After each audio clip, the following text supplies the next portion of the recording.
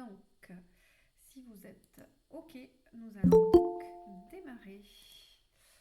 Donc, on va pouvoir démarrer et je vais commencer ce webinaire de la coopérative Ceinture Verte Drôme.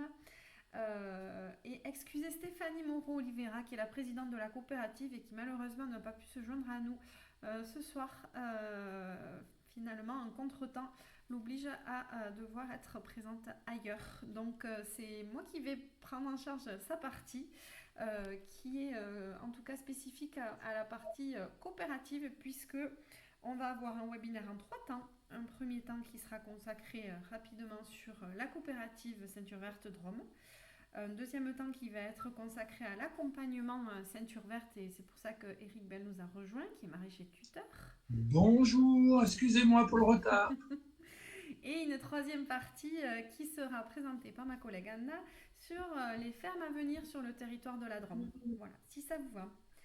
Donc, pour démarrer, pourquoi une coopérative dans la Drôme? Quels sont ses projets, cette ceinture verte Drôme aujourd'hui? Ce qu'il faut savoir, c'est que ces coopératives de territoire, elles sont structurées dans un cadre d'une SIC. Ces SIC, elles intègrent plusieurs associés et donc c'est dans ce cadre-là que le déploiement de la ceinture verte Drôme a eu lieu sur le territoire de Valence-Romain-Aglo et elle a été créée en 2020. Donc sur cette première phase d'aménagement, en tout cas sur ce territoire, le site de Granges-les-Beaumont a été localisé au tout début et dessus s'est vu projeter la construction de 4 fermes sur un même site. C'est ce qu'on appelle dans le jargon ceinture verte un site semi-collectif où on a bien des fermes indépendantes et individuelles sur un même site. Mais les unes à côté des autres. Voilà. Donc ça, c'est important à avoir en tête. Et effectivement, ce qu'on a eu, c'est que sur ce site-là, l'objectif de la coopérative Ceinture Verte, ça a été de dire qu'il faut faciliter l'installation de porteurs de projets en maraîchage biodiversifié sur le territoire, peut-être même sur d'autres productions, et ça, ce seront les projets à venir. Et on va d'abord aménager un premier site de par cette opportunité foncière, et ensuite, on partira sur d'autres développements si ça répond bien à des attentes. Voilà ce que vous aurez dit Stéphanie, en tout cas si elle avait été là ce soir. Donc ce qu'il faut savoir, c'est que ces coopératives de territoire, elles vont en tout cas regrouper plusieurs collèges et donc plusieurs associés de la coopérative. Pour ça, on va y retrouver la collectivité de Valence-Romain-Aglo, la Ceinture Verte, le réseau national des Ceintures Vertes et la Chambre d'agriculture qui sont dans le collège des fondateurs. En parallèle, on a le collège de maraîchers qui sont constitués aujourd'hui des 3 maraîchers présents sur le site de Granges-les-Beaumont, qui sont Thierry Leduc, Nicolas Foury et puis Jérémy Monde. Et bien entendu, dans ce collège viendront s'ajouter les futurs maraîchers-maraîchères des fermes Ceinture Verte qui viendraient à se développer sur le territoire. Il y a également un collège des partenaires où on y retrouve l'association Parenthèse, l'ADAF et puis aussi les jeunes agriculteurs de la Drôme. Et un collège des investisseurs, puisque ces coopératives, elles permettent aussi de fédérer des investisseurs comme le Crédit Agricole, mais également des investisseurs solidaires qui peuvent être un citoyen lambda jusqu'à un partenaire de l'amont ou de l'aval de la production. Donc l'ensemble de ces collèges, en tout cas, participent à la gouvernance et dont les maraîchers, en tout cas, l'idée c'est qu'ils aient bien cette place importante dans la gouvernance de cette coopérative. Voilà ce qu'on peut dire depuis 2020. Donc juste pour les présenter et incarner un peu plus, si peut-être vous les connaissez, on retrouve sur le site de Granges-les-Beaumont, ce fameux site semi-collectif dont je vous ai parlé, Thierry Leduc qui est installé depuis le début sur la ferme, Nicolas Foury que vous pourrez retrouver aussi sur plusieurs marchés autour de Granges-les-Beaumont. Une des fermes accueille le dispositif courte échelle, donc c'est un dispositif atypique dans le sens où on ne le retrouve pas forcément partout en France et c'est un dispositif qui permet la formation par l'action notamment et ça vous permet de valider un BP qui tout en étant sur la ferme les mains dedans avec beaucoup de parties pratiques et ça en partenariat avec le lycée agricole juste à côté, le lycée horticole Terre d'Horizon. Et puis le dernier installé, Jérémy Monde, puisqu'il s'est installé l'année dernière, en 2024, en janvier 2024, la quatrième ferme a été pourvue l'année dernière, il y a un an, et donc le site de Granges-les-Beaumont est au complet avec ses installations et ses producteurs en place. qui sont donc producteurs associés, ce qu'on peut dire. Du coup, je vais enchaîner là-dessus, puis on va voir si vous avez des questions. Mais en tout cas, pour faire court, cette coopérative Ceinture Verte Drôme, l'objectif c'est bien l'installation, de favoriser l'installation et de contribuer à la relocalisation alimentaire. Et pour ça, la coopérative va faire une proposition aux porteurs de projets. C'est-à-dire, la proposition, c'est d'abord peut-être de livrer une ferme aménagée qui serait prête à accueillir une ou un maraîcher, dont les conditions ont été vérifiées. Donc quand on parle de conditions, on en parlera un peu plus tout à l'heure, mais sur les modalités en tout cas de vérification de qualité agronomique, de matériel installé, etc. À ça se greffe un accompagnement technique réalisé par un tuteur, une tutrice expérimentée. Donc Eric va nous expliquer tout ça juste après. Et un accompagnement technico-économique également en partenariat avec les structures de développement agricole du territoire, bien entendu.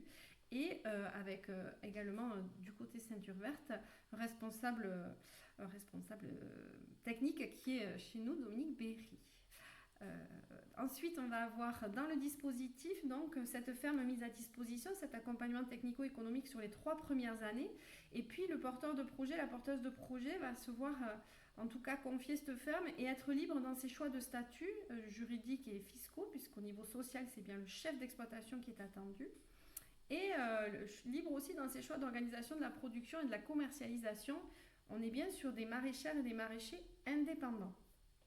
Dans ce cadre-là, en tout cas, pour pouvoir se projeter, il y a un contrat de coopération qui est signé, donc un bail à long terme pour sécuriser le foncier, et auquel on adosse ce contrat de coopération qui permet de mettre à disposition les équipements et d'intégrer l'accompagnement technique qui est proposé. J'aime bien rappeler que c'est résiliable tous les ans par le porteur de projet, par la maraîchère ou le maraîcher, c'est-à-dire que vous n'êtes pas marié à votre ferme pendant 25 ans. Mais l'idée, c'est bien que vous y restiez le plus possible, bien entendu, mais il y a quand même cette souplesse-là. Et vous devenez donc producteur associé participant à la gouvernance. Pour pouvoir avoir accès à cette ferme, on va retomber sur des cotisations mensuelles progressives qui permettent de bénéficier et de la ferme et de l'accompagnement technique économique sur les 3 premières années. Ça, c'était un peu pour redonner le cadre. Je ne sais pas si déjà là, vous avez des questions. N'hésitez pas à les poser dans le petit chat sur le côté. Sinon, on continue et on y répondra un peu plus tard. Et j'ai envie de dire que je vais passer la parole à Eric, qui va nous dire qui il est et puis nous dire un peu plus près comment ça se passe, cet accompagnement technique sur les fermes Ceinture Verte. Eh bien, bonjour, rebonjour à tout le monde. Et donc, je me présente, donc je m'appelle Eric Bell, j'ai 60 ans et un peu plus de 40 ans de métier dans le maraîchage diversifié en vente directe. En gros, ça fait 25 ans que je fais de l'agriculture biologique et avant, c'était en conventionnel. Voilà. Donc, tout le travail, alors tout le côté tutoral, je ne sais pas si c'est comme ça qu'on peut dire le mot, mais en tous les cas. Donc, le but, c'est de faire du transfert de compétences. C'est comme ça que je le vis, hein, car participer à faire un échange sur mon vécu à travers le maraîchage bio et autres, d'ailleurs aussi, parce que c'est toujours intéressant d'avoir des connaissances antérieures. Et puis, et je viens régulièrement sur le site pour rencontrer les maraîchers et répondre à des questions, leur faire des suggestions et de les aider à prendre des décisions pour que, éviter parfois des erreurs quand on débute, des fois on fait des erreurs et que là, par mon expérience, des erreurs, je les ai vécues en général, toutes les erreurs que j'en ai beaucoup vécu dans mon métier. Et donc éviter, essayer de transférer le plus possible les meilleures décisions à prendre en fonction des choix qu'on a fait de production. Voilà, donc ça commence généralement dans les rencontres, on va travailler sur le plan de culture, Donc on est là sur Ceinture Verte de Rome, là. Il y a donc que de la vente directe en culture diversifiée. Donc c'est généralement assez complexe à gérer, mine de rien. C'est vrai que le plan de culture est généralement à soigner et à réfléchir. Euh, et donc là, je participe, j'aide, surtout que je suis installé à Bourg-les-Valences à un quart d'heure en gros de Beaumont. Et au niveau climat, pédoclimatique, on est à peu près dans les mêmes zones ce qui permet qu'au niveau du plan de culture, les dates et autres, on peut en discuter sur les dates de récolte, les dates de plantation et essayer d'avoir une culture diversifiée le plus longtemps possible pour avoir une offre sur les marchés euh, adaptée à la demande, en gros, sans perdre de vue, bien sûr, le plaisir qu'il y a à produire ses propres légumes, parce que avant tout, c'est avant tout du plaisir et souvent un vrai choix et des convictions pour d'être maraîcher, c'est pas par hasard. Voilà. Alors avant tout, c'est aussi dans les conseils suivre les envies et les convictions de chacun. Je sais pas si je suis à peu près clair. Ouais. Est-ce que du coup, donc cet accompagnement, en fait, ces porteurs de projets, c'est quand même un accompagnement individualisé, donc ça c'est important de le rappeler. Il se passe en amont de l'installation à travers toute une période de candidature, mais une fois l'installation lancée, toi tu interviens et effectivement on parle toujours de triptyque, de trinôme, du coup avec le conseiller technique local, puisque l'idée c'est bien de travailler avec les structures techniques locales qui interviennent sur le territoire, et puis le référent technique ceinture qui est Dominique Berry. Comment toi tu le vis et comment par rapport aux maraîchers, puisque dans la Drôme pour l'instant il n'y a que des maraîchers, donc avis aux maraîchères, bien sûr, de faire basculer la tendance, mais en tout cas comment ça se passe un peu les relations entre vous trois, voire quatre. Ah ben, alors, euh, moi je trouve ça très très riche parce que on a des approches différentes. Moi j'ai une vraie approche de terrain, si je parle pour moi. Euh, et puis il y a Dominique, ben, il a une approche de terrain, mais c'est avant tout pour moi une vraie ressource. Et puis on échange avec David aussi, et je trouve que ça se passe super bien. Donc l'intérêt d'avoir trois regards différents, trois expériences différentes, ben, ça devient très riche en fait sur l'accompagnement. Donc tout se passe bien. Alors moi personnellement, ça dépend des périodes, mais là on va rentrer dans une période, on est rentré dans une période un peu un, une période, je vais pas dire tendue, c'est pas encore le mot, mais une période où il y a importante en tous les cas. Et là, l'accompagnement, je vais sur le site assez régulièrement. Même l'année dernière, je passais toutes les semaines le mercredi après-midi où je passais voir les fermes et discuter, voir où en étaient les cultures, l'état des sols, les problèmes sanitaires éventuellement, toute la prévention qu'on pouvait faire et l'anticipation. Euh, Après, effectivement, à l'automne, là, à l'automne, j'interviens moins. On va parler plus de côté technique, voire répondre un peu aux aménagements du plan de culture.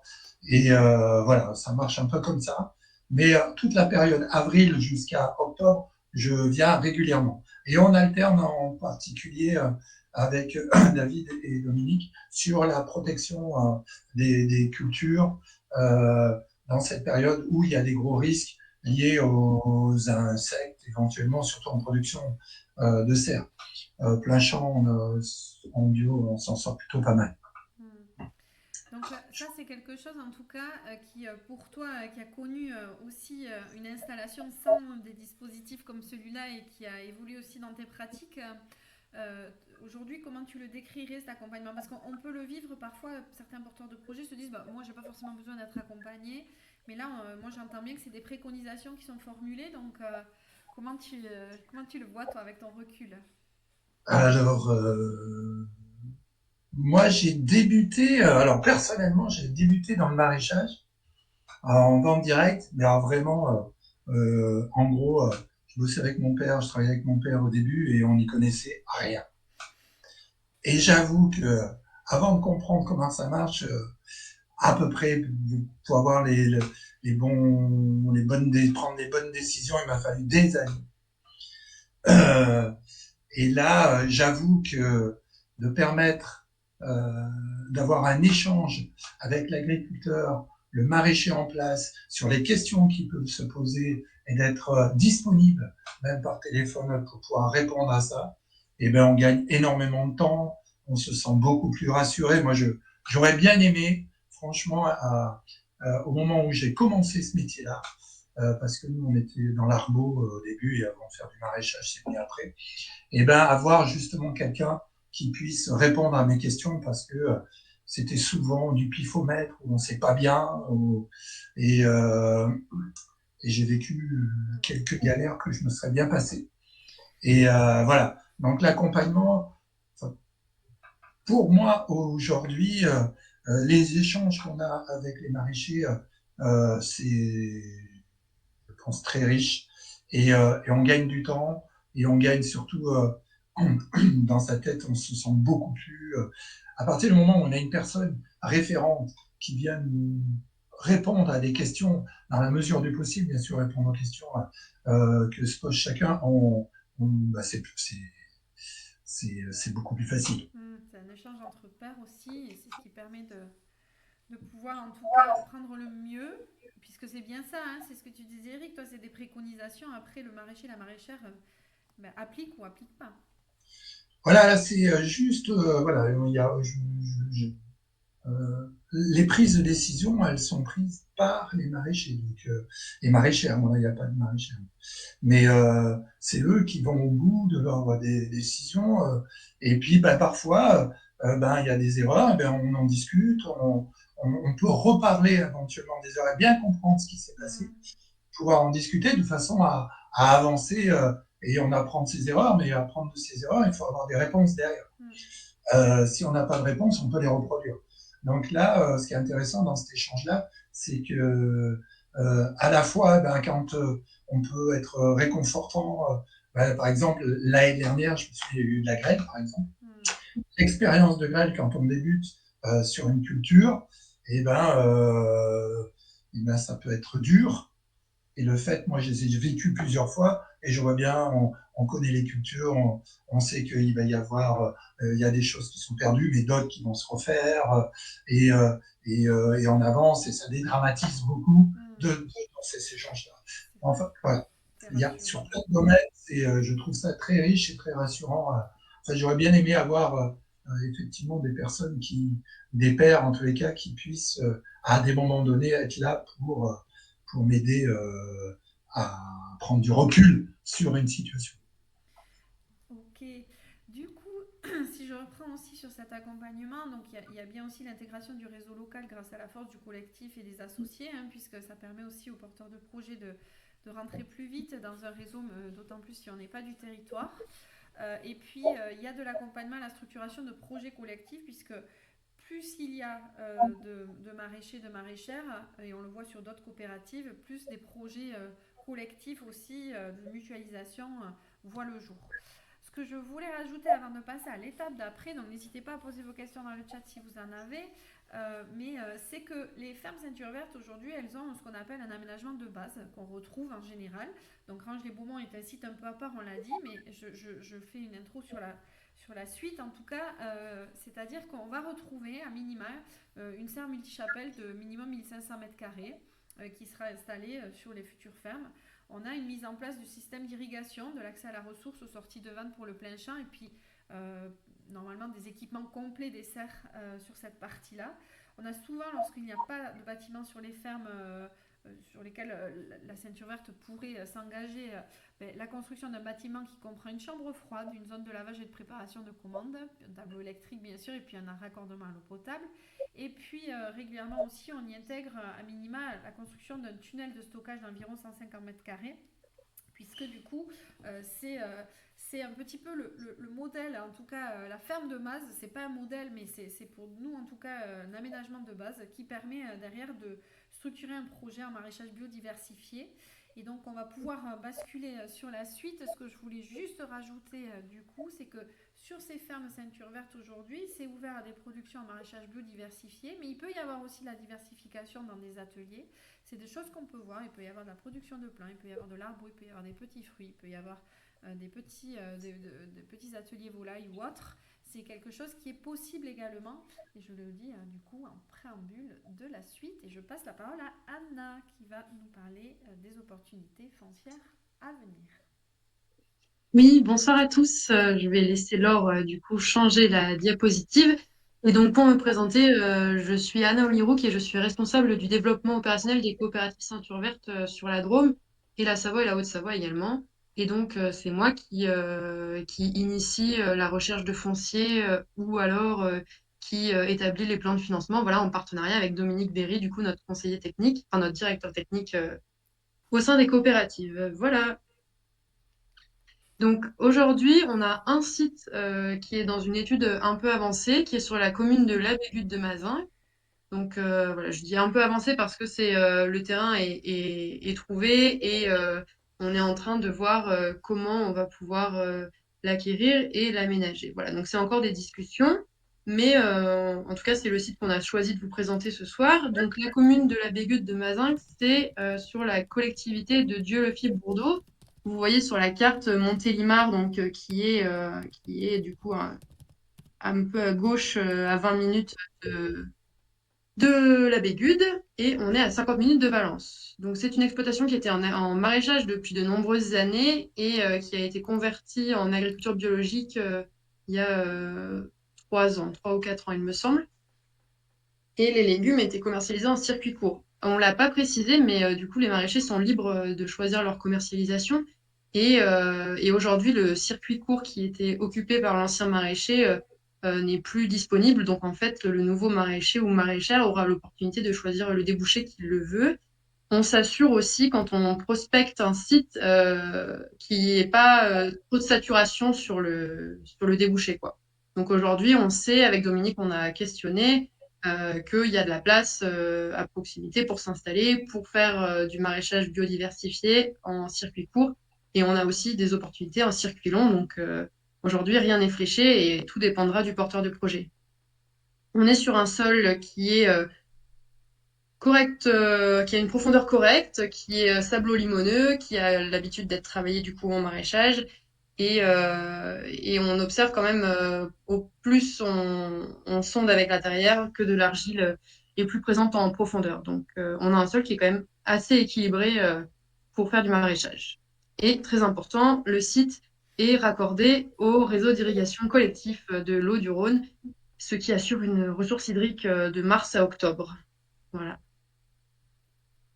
Donc là, c'est une vue aérienne du site. Donc aujourd'hui, le site fait 8 hectares.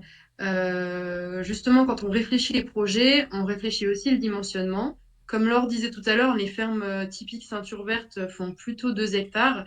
Et donc, sur ce site de 8 hectares, on n'a pas encore défini le projet qu'on allait lui destiner. Et c'est aussi pour ça que le porteur de projet peut être quelqu'un qui vient aussi réfléchir un projet. Donc en fait, aujourd'hui, il n'y a pas un type de ferme qui a été défini sur ce site. Il y a beaucoup de projets possibles. Ce qu'on voit sur cette ferme actuellement, donc c'est une grande surface de serre qui est une serre multichapelle qui date des années 80, qui fait 2000 mètres carrés, qui est aujourd'hui plus en état de fonctionner. Donc on verra tout à l'heure, mais elle va être remplacée entièrement pour avoir un espace de travail qui soit plus agréable et fonctionnel, notamment au niveau de l'aération. On verra sur les photos, mais c'était pas un système de serre qui permettait une aération correcte. Donc, on va gagner en hauteur, on va gagner en confort de travail. Voilà. Ensuite, à sa droite de la multichapelle, il y a un autre tunnel, un simple tunnel qui fait 550 mètres carrés, qui est en laise écartable. Donc, ce tunnel restera pour le moment en place et servira aux besoins des maraîchers ou maraîchères.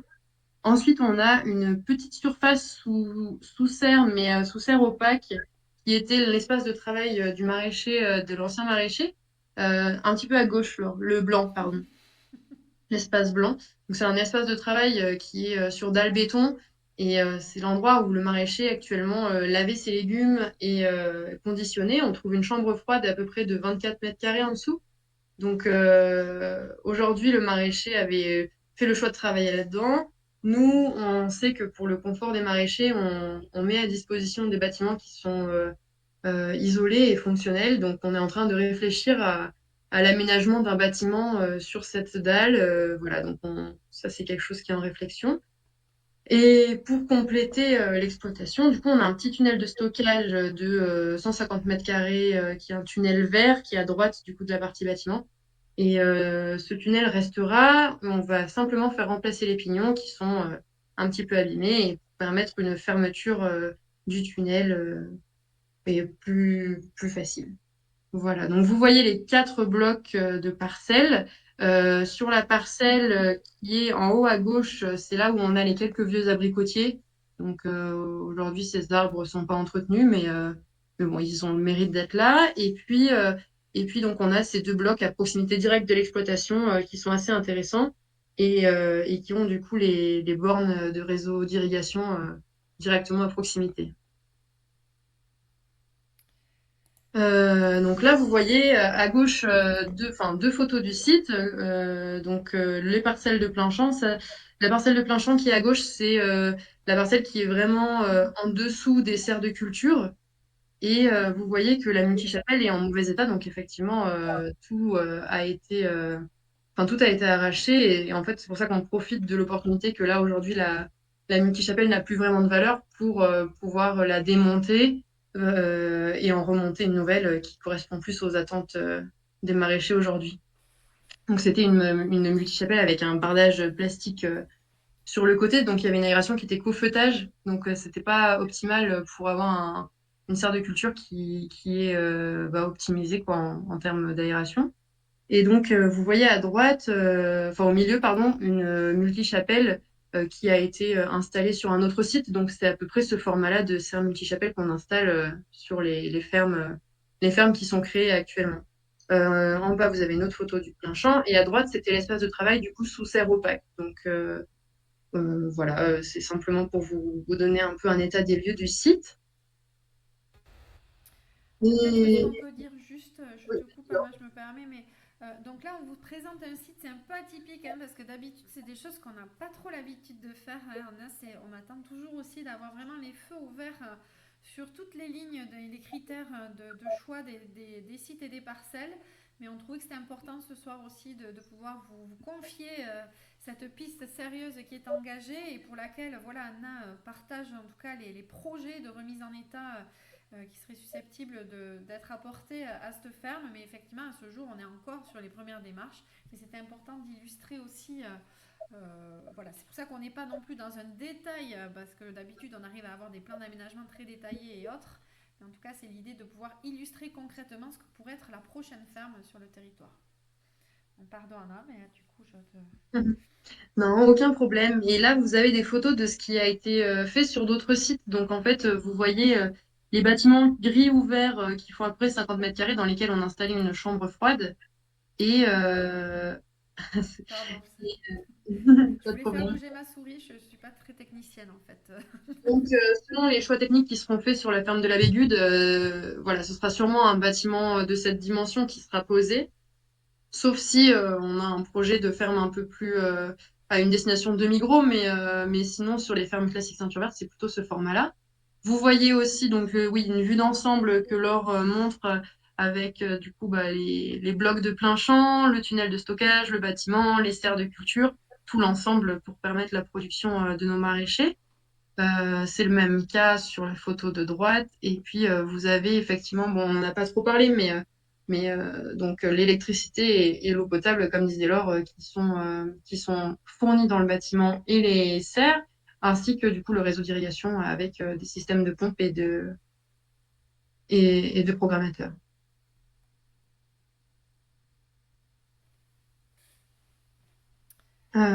Oui, alors du coup, aujourd'hui, donc là, comme disait Laure, le site de la Bégude, on ne peut pas vous dire que c'est officiel à 100%, mais c'est une piste qui est assez avancée. On a également d'autres sites dont on est en train d'évaluer la pertinence, autant sur le point agronomique que sur les débouchés de commercialisation et le besoin des territoires. Donc voilà, vous voyez là où il y a les logos ceinture verte, nos autres pistes de recherche. Et, euh, et voilà, on vous dira évidemment quand ces pistes avanceront. C'est un peu du teasing, mais en tout cas, l'idée, c'était de dire aussi que, effectivement, sur le développement de la coopérative, en tout cas, les associés avaient fait le choix de dire on aménage d'abord un site et ensuite on se projette sur le développement. Le site de Granges-les-Beaumont étant aujourd'hui pourvu, l'idée était d'avancer. Donc, toutes ces pistes prennent un peu de temps, hein, l'étude, mais c'était important pour nous aussi de vous partager sans être forcément trop précis. Mais les territoires qui, en tout cas, semblent se rapprocher très fortement de la coopérative et du dispositif Ceinture Verte. Donc ça me trouve important aussi de le partager si vous souhaitiez, en tout cas, vous projeter là-dessus. Je ne sais pas si vous avez des questions, je continue à le redire, mais n'hésitez pas à les mettre dans le chat s'il y en a sur ce que vient de présenter Anna. Sur l'exploitation, bien sûr sur ce qu'a présenté Eric, mais voilà, sur ce que vient de présenter Anna, sinon je continue et on va avancer aussi. Euh, donc pour boucler la boucle en tout cas hein, d'un dispositif ceinture verte pour des porteurs de projets, puisque ce soir ce webinaire il s'adresse bien à vous, porteuses et porteurs de projets, c'est de rappeler en tout cas la, de pouvoir vous rappeler que cet accompagnement au dispositif, il est individualisé, mais même en amont. C'est-à-dire qu'en amont d'une installation, moi j'aime bien dire que l'installation ceinture verte, c'est dans la pluralité des dispositifs et des options qui s'offrent à moi. En tout cas, je peux me questionner et me dire que peut-être c'est un plan B ou C, ou peut-être A, mais en tout cas, je dis toujours que c'est important d'ouvrir le champ des possibles. Donc, lorsqu'il y a soit des fermes déjà prédéfinies pour lesquelles on a un appel à candidature, ben, à ce moment-là, on a une rencontre qui se fait. Hein, et en général, la première rencontre, c'est avec moi ou Dominique et moi. Et s'il n'y a pas de ferme, ou en tout cas comme là aujourd'hui, on n'a pas un appel à candidature clair, bien défini sur lequel on a communiqué, mais pour autant, moi je suis quand même en contact avec des porteurs de projets, puisque l'idée c'est d'avancer aussi sur comment je mûris mon projet, comment je me projette sur une ferme ceinture verte, et peut-être que finalement ça va faire aussi mûrir le projet de la ferme ceinture verte. C'est ce que sous-entendait Anna en disant qu'à la Bégude, il y a des choses possibles et que rien n'est arrêté pour l'instant, et que peut-être que la rencontre avec un porteur de projet peut aussi, dans la limite du possible, mais orienter un petit peu les choix d'aménagement et l'avenir de la ferme. Donc ça, c'est bien un premier échange, en tout cas, puisqu'il y a bien un dossier de candidature qui est attendu pour les porteurs de projets, puisque les associés de la coopérative, en tout cas, ont besoin de savoir un petit peu quels futurs associés ils vont accueillir et dans quel cadre ça va se faire cette installation. Donc on propose avec Dominique d'avoir une lecture croisée d'un pré-chiffrage de projet que vous auriez à réaliser, hein, où on pourrait partager après un petit peu notre expérience, comme le disait Eric, hein, mais sur les analyses, les échanges techniques et les choses qu'on a pu vivre dans nos différentes carrières d'accompagnement de projet. Et puis il y a cette finalisation du dossier de candidature et cette présentation au conseil d'administration. C'est pas un jury d'examen, mais c'est bien une présentation aux futurs associés du projet d'installation qui permet de valider et d'engager notamment les demandes de subvention. Donc ça aussi, c'est préparation de demandes de subvention. Ça, c'est bien à faire par le candidat, que ce soit DGA, FEADER et autres, avec les structures d'accompagnement local. Nous, on travaille beaucoup avec les structures locales agricoles, euh, toutes confondues, hein, donc avec l'ensemble des partenaires associés, mais aussi des structures qui ne sont pas pour l'instant forcément associées de la coopérative. L'idée étant qu'on travaille dans l'intérêt de votre installation. Une fois que toutes ces demandes de subvention ont été réalisées et qu'on est dans un calendrier correct, on peut bien signer le bail et le contrat de coopération qui vous permet de devenir chef ou chef d'exploitation sur votre ferme qui est une ferme du réseau de la coopérative Ceinture Verte Drôme. Voilà, donc ça c'était juste important pour boucler la boucle, mais cet accompagnement individualisé, il est possible et il ne vient pas remplacer celui des territoires. Voilà, donc on a fait le petit tour de la coopérative, en tout cas sur ce qu'on avait envie, nous, de partager avec vous. Je ne sais pas si vous avez des questions. Je vous invite, si vous le souhaitez, à ouvrir le micro si vous avez des questions là à partager et que vous avez envie d'échanger ou des sujets que vous aimeriez aborder qu'on n'a pas abordés. Donc je vous invite à le faire.